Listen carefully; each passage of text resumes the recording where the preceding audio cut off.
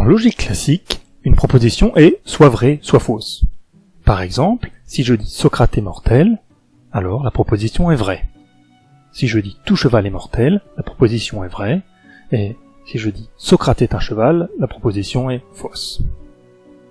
Deuxième exemple, supposons que je me trouve au volant d'une voiture à 90 km/h.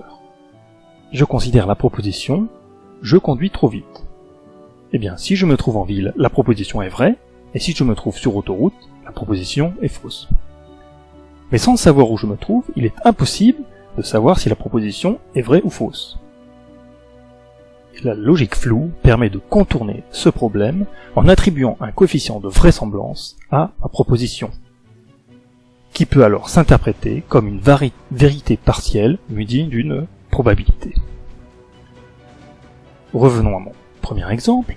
Socrate est mortel est donc vrai à 100%. Tout cheval est mortel aussi.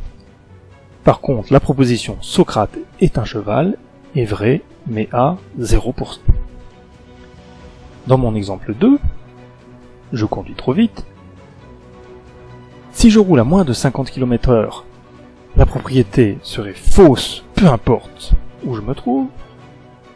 Et si je roule à plus de 130 km/h, la proposition serait vraie, peu importe où je me trouve. Et entre les deux, la vraisemblance de la proposition va dépendre de ma vitesse.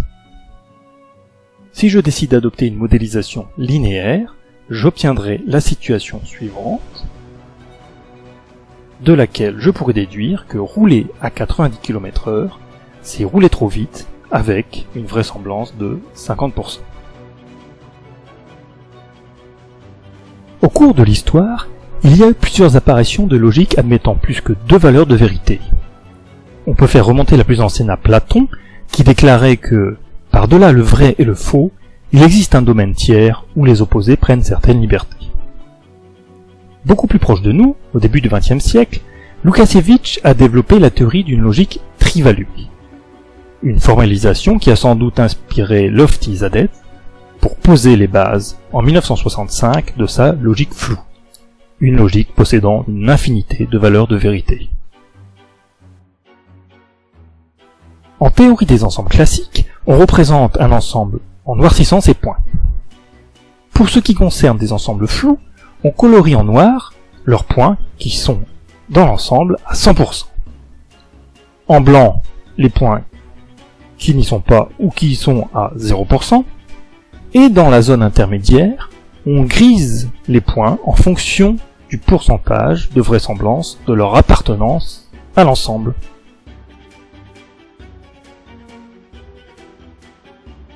Les connecteurs logiques sont des opérateurs qui permettent de fabriquer de nouvelles propositions. Ainsi, le non exprime la négation.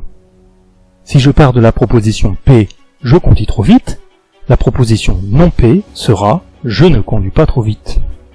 Le et exprime la conjonction. Si Q est la proposition Donald conduit trop vite, la proposition P et Q sera Donald et moi conduisons trop vite. Le connecteur et traduit la véracité simultanée de deux propositions. Dans la théorie des ensembles, le connecteur et correspond à l'intersection. Regardons la version floue maintenant.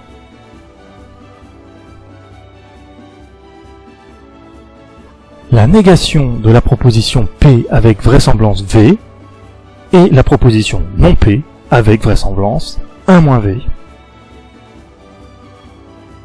Quant au et flou, la proposition P avec vraisemblance V et la proposition Q avec vraisemblance W et la proposition P et Q avec vraisemblance V multiplié par W.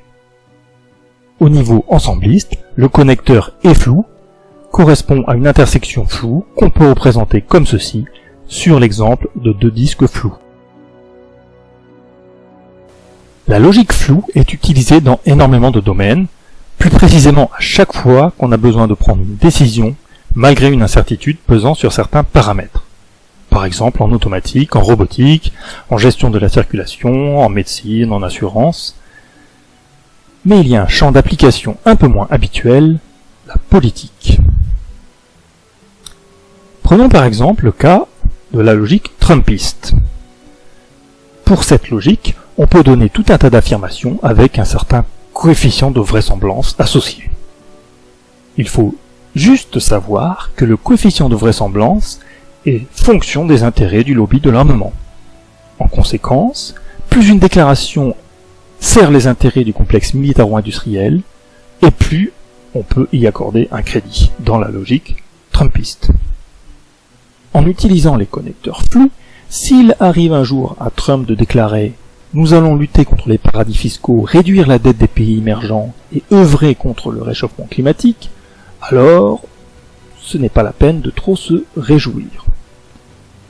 Mais s'il lui prenait de dire « J'en ai marre de toutes ces fiottes de l'OTAN et je vais venir leur botter le cul avec la plus grande armée du monde », alors il serait temps de serrer les fesses.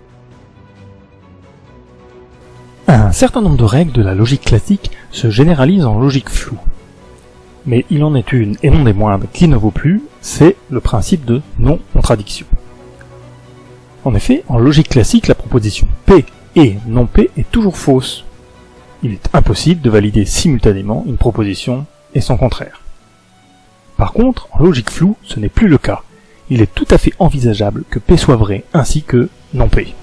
Le principe de non-contradiction n'est plus de mise. Ainsi, partant de P avec vraisemblance V, on déduit P et non P avec vraisemblance V multiplié par 1 moins V. Ce qui s'illustre d'ailleurs par un nombre incalculable d'exemples en politique où on peut très bien affirmer tout et son contraire sans se contredire. Par exemple, dans le cas de la logique trumpiste, on peut dire en janvier « Faut-il s'inquiéter d'une pandémie ? Non, pas du tout. Nous contrôlons totalement la situation. » Et en mars, déclarer l'état d'urgence en ajoutant « Je l'ai toujours su, c'est une pandémie. »